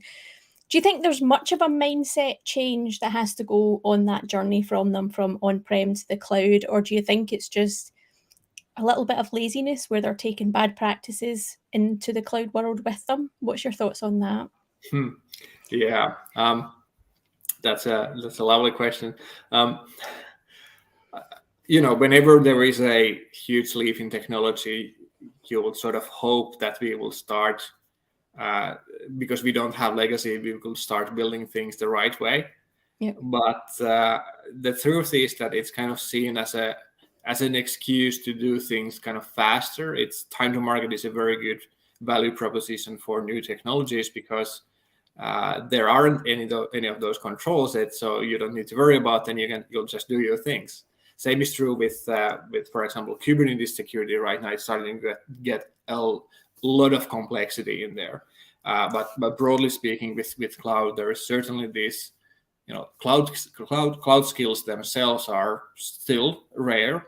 There's a lack of cloud skills, and there's a lack of security skills. And if you want to have an overlap of both of them, that's, as someone who also, sells projects with consultants who have those skills, I'm like, yes, job security is also part of security.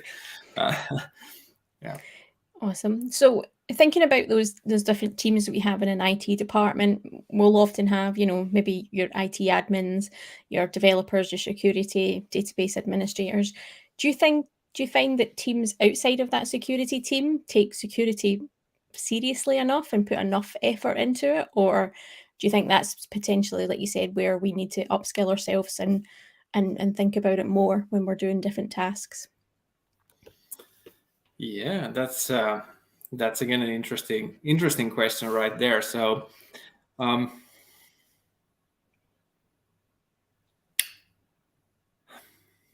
if I'm being honest, there's just so much in the overall security space. If a security consultant, for example, like me, comes in for a quick sprint or for just a half a day, and tells a team of developers that, hey, here's the results of the scan that I ran. You have so much work to do. These are all of the CVs that you need to fix. Or you were supposed to go public, or you were supposed to launch next week, but I'm not giving you my rubber stamp of approval. Go fix this. It's certainly not motivating people to try to look for security specialization. And there is this kind of security as kind of specialization has done a bad job of kind of, first of all, mystifying this. And second of all, kind of, it's very much as a kind of seen as a kind of compliance or naysayer type of approach. It's not seen necessarily from a developer's point of view as something that you can improve the quality, or it's not necessarily seen maybe interesting. Even it's kind of one of those non-functional requirements like we used to have with usability, for example, or accessibility. That it's nice when we propose something when we figure there's no budget, but those were the first things to go for a long time as well. It's better now. It's nowhere near as close as it should be, but I kind of wrap them from a functional versus non-functional requirement perspective to the same bucket. Yeah, I think in some of the customer conversations I've had with them, they want to adopt new technology. Let's say containers. I know containers aren't necessarily that new nowadays, but they want to adopt new ways of doing things, but security often holds them back, or that's the perception that they think. How do you find that right balance between adopting the new and going for the innovative technology versus being secure and not having everything open to the world? How do you find the balance for your customers with that? Yeah, that's the $1,000 question, or whatever the inflation is giving us right now. But absolutely, it's always a balancing act. If you are lucky enough to have a security organization within your team, then you might not have kind of that security person with you from the very start, and the security expertise is something that's quite scarce, and it might be kind of limited to whenever we are purchasing a new system, and it's kind of built in this area where we thought of, hey, now we are purchasing a block of IT. We bought our first ERP or whatever, and that's where we had this kind of security verification programs that just before we knew waterfall method, just before kind of end of the design phase maybe, or just before going to the production, you had kind of security check as you had some of your other tests there as well. And that's where this, you wouldn't want as a developer either to be forced into arbitrary timelines from your perspective, or no ability to change things. Everything's already planned for, and you're just asked to sign this off. And that's not the approach that we should have. And that's why in security jargon, we are talking about shifting security left, which means basically those tools like the Checo security scanning, security recommendations that I showed you, we can do those centrally. I can run those on my own as a security expert. We can integrate those into CI/CD, or I can even give that opportunity for the developers to get exposed to that already at that phase. And we can customize those rules, and we can kind of tune them closer and closer so that it's not just intrusive. It's not just saying no. As I mentioned in my talk as well, it's any movement towards security improvements is great. It's not black and white. It's very often conveyed as either we are full on security, we have massive security teams, we are maybe regulated because we are maybe a medical device maker or something like that, and that's why we have to do things securely, which means that we have to do things slowly, and that's not really the reality. It's kind of it needs to be a combination, and I believe everyone will benefit from having a little bit of more security mindedness in their team. It doesn't need to be a full security person, but just like you will do user story kind of creation together, or you will do kind of story point poker, then you could very well do a lightweight version of threat modeling on your teams as well. Yeah, I think it needs to be that constant conversation going on with everybody, and not just invite security in at the very last minute or after you've purchased something and then figure out how to do it. It needs to be that whole collaborative community-like conversation going on. Nowadays, I think that's key to doing what companies need to do. Thinking about resources for people learning about new things and trying to add additional skills into what they've already got. Carol, I know Microsoft has fantastic resources, and you've obviously got your book as well, but where else would you recommend people go to? Is there Twitter accounts they should follow? Is there sites they should be bookmarking? What are your go-to resources? That's another fantastic question right there. So there's definitely lots of very active security people in Twitter as well. There's definitely lively discussion. There's just like, for example, cloud native community is very active on Twitter compared to, for example, I don't know, for example, .NET community might be active on different forums. So security community has quite an active and verbose and somewhat open community. I follow myself quite a bit of security experts in there, and like to consume a lot of that content, kind of curated content through that. I create kind of private lists of people that I follow, for example, and if you have lists, then basically you have multiple feeds, home feeds in Twitter. So it's a great way of curating that type of content. Maybe specifically, I would like to give a shout out for stuff to learn. Will be Tanya Chansa, who used to be still is the CEO of VHack Purple. That just actually was acquired by another company that I just don't recall. And by that acquisition, they actually made all of their application security content free, actually. So there's ton of video courses that you can check from their environment, and just generally following Tanya on Twitter is a good idea to kind of get a little bit of more visibility to security. Brilliant. So one last question, Carol, for you today. If there was one thing you could change around security in Azure, what would you wish to be? Security in Azure, yeah. I guess